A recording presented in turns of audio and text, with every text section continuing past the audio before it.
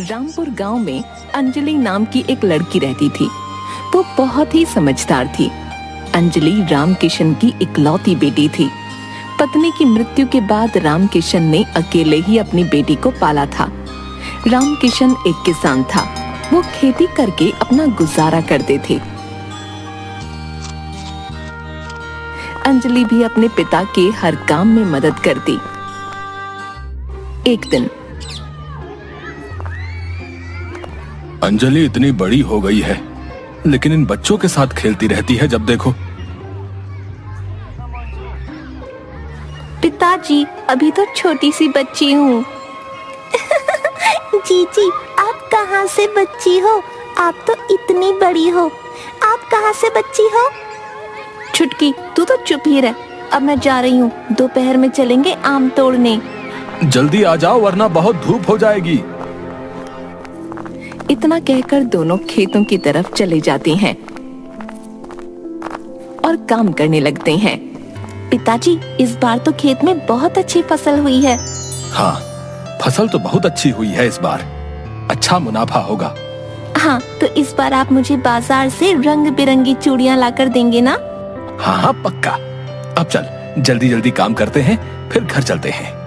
दोनों खेतों का काम करते हैं और शाम होते ही अचानक बहुत तेज बारिश होने लगती है।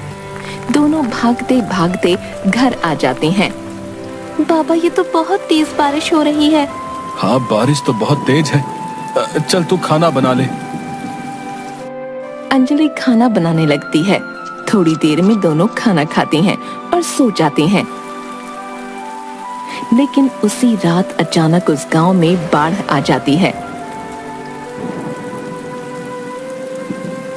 जिससे किसानों की सारी फसल बर्बाद हो जाती है। सारे किसान अपनी फसलों को बर्बाद होते देख रह जाते हैं, लेकिन कुछ नहीं कर पाते। अगले दिन, अरे लखन, अब क्या होगा? अब तो हमारी सारी फसल खराब हो गई भैया। खेतन में भी घुटनों तक पानी भरा है। न जाने कब सूखेगा, तब हम खेती कर पाएंगे। भैया, हमारी तो इतनी पूंजी भी नहीं है कि बैठ के खा सकें। न जाने क्या होगा भैया। सही कह रहा है। जो राशन है वो भी 1-2 दिन में खत्म हो जाएगा। क्या करे, कुछ समझ नहीं आ रहा भैया। चलो भीखू काका से ही सलाह लेते हैं। सारे किसान मिलकर भीखू काका के पास जाते हैं। क्या करे भीखू काका, सब खत्म हो गया। हाँ काका, अब कोनो चारा नहीं दिखता। परेशान मत हो, सब ऊपर वाला देख रहा है।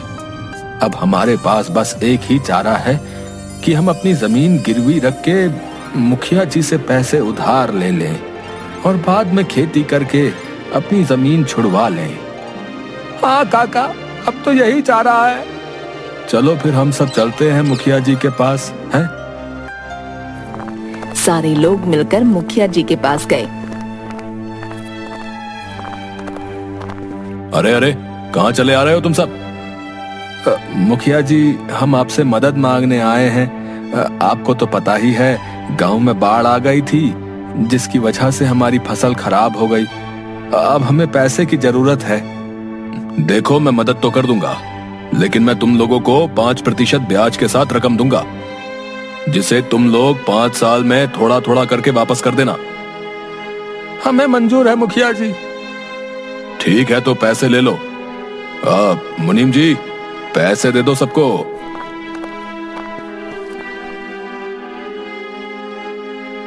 धन्यवाद मुखिया जी। ठीक है, लेकिन ध्यान रखना, अगर रकम नहीं जमा की तो तुम लोगों के खेत मेरे हो जाएंगे। ठीक है मुखिया जी। सभी लोग पैसे लेकर वापस आ गए और थोड़े दिन में खेत सूख गए और सारे लोग वापस खेती करने लगे। हर बार मुखिया जी खुद ही हिसाब करने पहुंच जाते।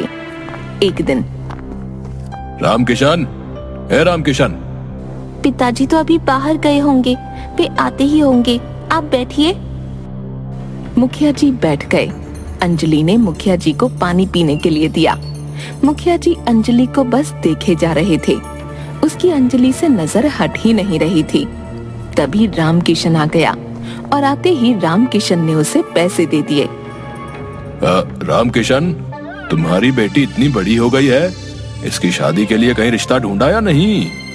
हाँ मालिक, इसके लिए एक अच्छा लड़का खोज रहा हूँ। अच्छा चलो, मैं चलता हूँ। इतना कहकर मुखिया जी वहां से चले गए।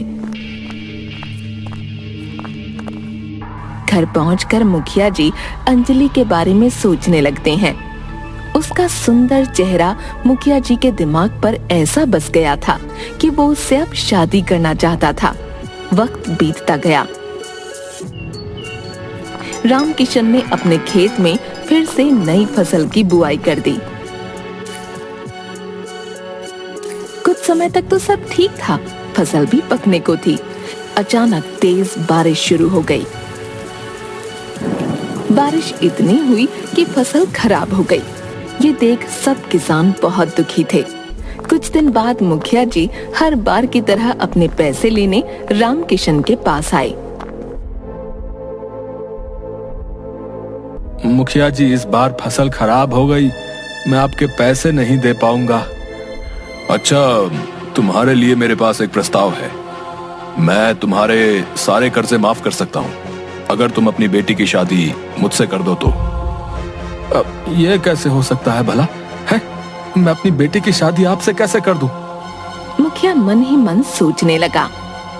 ये टेढ़ी खीर है, ऐसे तो करेगा नहीं, कुछ और करना पड़ेगा। अच्छा चलो, एक खेल खेलते हैं और शर्त लगाते हैं। मैं जमीन पर पड़े इन तमाम पत्थरों में से एक काला और एक सफेद पत्थर उस खाली मटके में डालूंगा। फिर आपकी बेटी बिना उस मटके के अंदर देखे उसमें हाथ डालकर कोई एक पत्थर बाहर निकालेगी। अगर पत्थर सफेद हुआ तो आपको अपनी बेटी की शादी मुझसे करवानी होगी और सारा कर्ज भी माफ। और अगर काला पत्थर निकला तो आपकी बेटी को मुझसे शादी नहीं करनी होगी और आपका सारा कर्ज भी माफ कर दूंगा। बाप और बेटी दोनों इस बात पर अपनी सहमति जताते हुए हाँ बोल देते हैं। तब मुखिया जी जमीन से 2 पत्थर उठाते हैं और उस मटके में जल्दी से डाल देते हैं। मुखिया जी के मन में छल और कपट होता है, इसलिए मुखिया जी काले और सफेद दोनों रंग के पत्थर उठाने का नाटक करते हैं, लेकिन मटके में सिर्फ सफेद वाले पत्थर ही डालते हैं, बाकी के जमीन में फेंक देते हैं। लेकिन अंजलि ये सब देख लेती है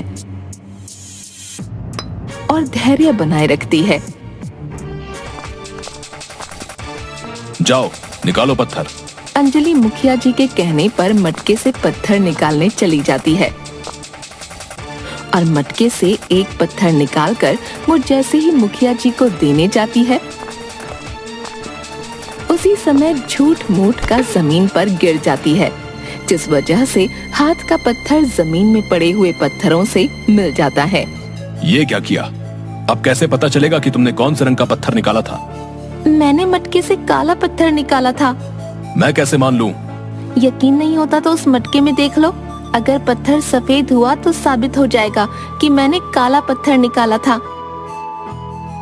ये बात सुन मुखिया जी हक्के बक्के रह गए, क्योंकि वो अपने ही जाल में खुद फंस चुके थे और शर्त के मुताबिक अब मुखिया जी को रामकिशन का सारा कर्ज माफ करना पड़ता। और अंजलि ने जब अपने पिता को सब बताया तो रामकिशन अपनी बेटी की इस समझदारी पर बहुत खुश हुआ।